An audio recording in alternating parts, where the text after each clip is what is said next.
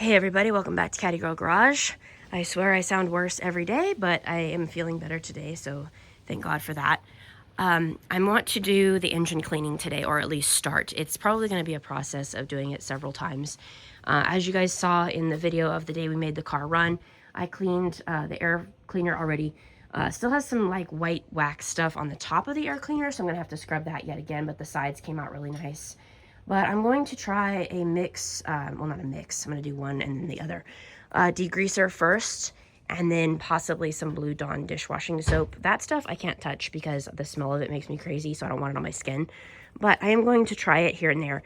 And then interestingly enough, I am going to actually try as like a scrub brush, a brand new plastic toilet brush. I picked this up at the 99-cent store.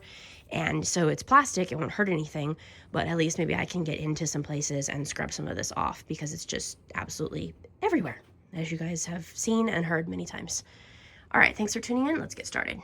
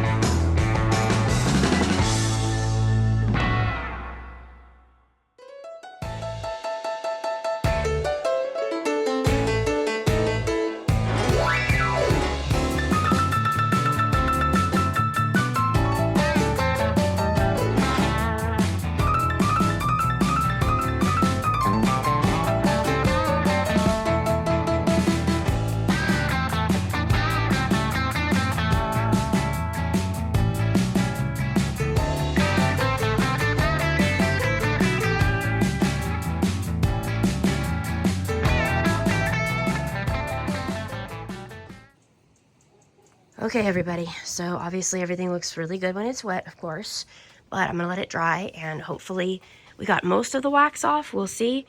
Down in there was a really troubled area. Obviously the fender wells here was a troubled area with the wax. So like I said, just gonna let it dry.